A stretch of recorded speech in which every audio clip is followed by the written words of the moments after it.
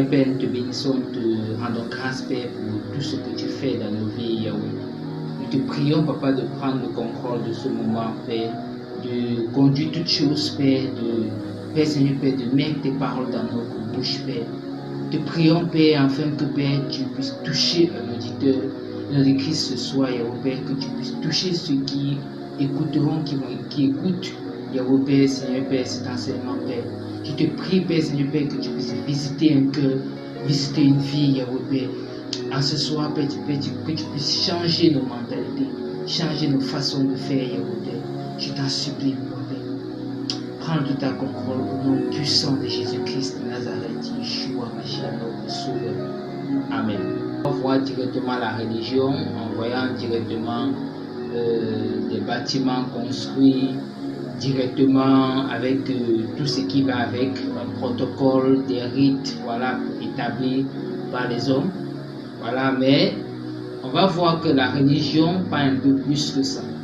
On va voir que par rapport à la parole, tu peux être toi-même, voilà, qui te dit être sorti du système babylonien, voilà, du système des hommes, voilà, être toi-même englouti dans une forme de religion, forme de système, parce que quand on voit le thème, voilà, premièrement religion, on voit aussi ce système des hommes, système de pensée, parce que on va premièrement prendre le dictionnaire pour pouvoir simplement voir la définition de religion.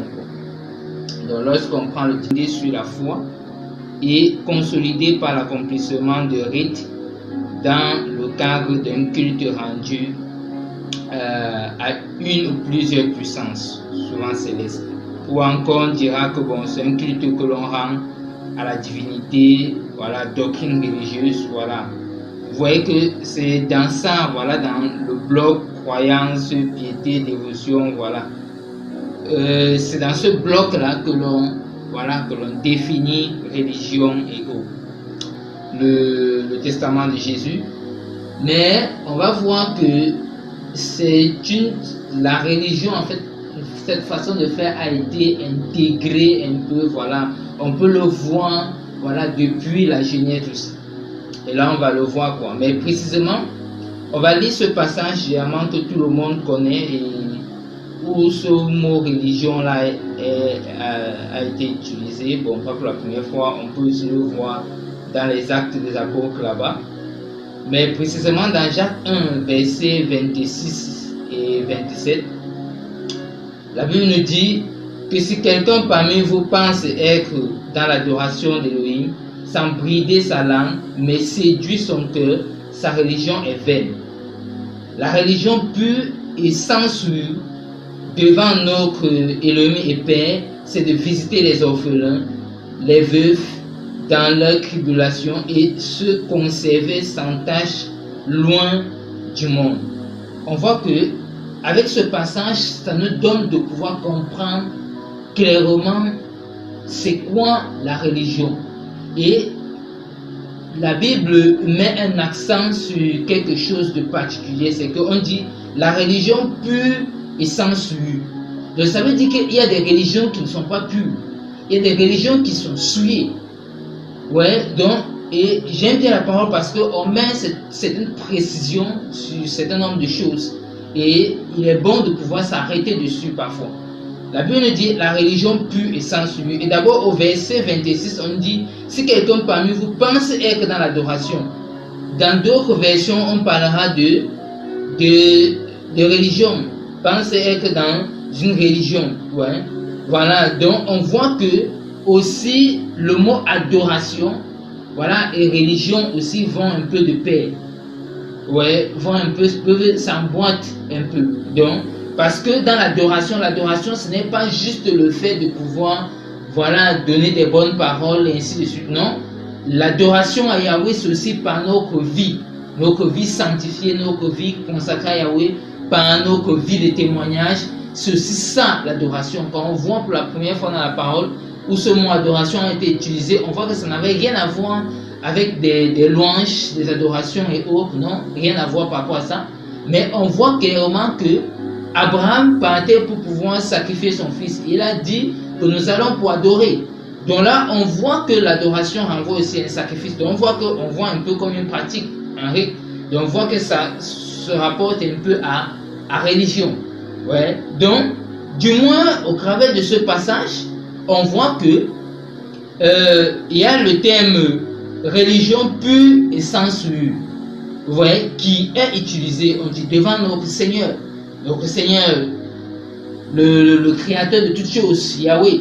Donc on voit que il y a cet accent qui est mis. Donc on a besoin de pouvoir donc se poser la question, y a-t-il des religions qui sont impures, qui sont souillées devant Yahweh? Oui, il y en a bel et bien des religions qui sont souillées. On précise, et il a ajouté quelque chose, ça consiste à, voilà, visiter les orphelins, les veufs dans les tribulations et se conserver sans tâche loin du monde, loin des souillures de ce monde. Et alors, lorsqu'on regarde donc les religions actuelles, voilà, je ne vais pas mettre à citer, mais on connaît, voilà, plein de religions qui sont versées. Voilà, on voit qu'on se pose la question, est-ce que c'est cette pratique-là qui est exercée, qui est appliquée? Est-ce que c'est cette parole-là qui est appliquée? Voilà en fait, un système de pensée qui est développé, qui est mis en avant, qui est voilà, bien ficelé comme il se doit. Et voilà cette religion-là que l'on voit. C'est loin de la religion dont nous parle de Jacques 1, le verset 26 et 27. C'est loin, très très loin de ça. Et on va voir que c'est quelque chose qui n'a pas commencé. Vous voyez, c'est parce que on se dit que lorsqu'on voit les bâtiments, ainsi de suite, c'est le socle.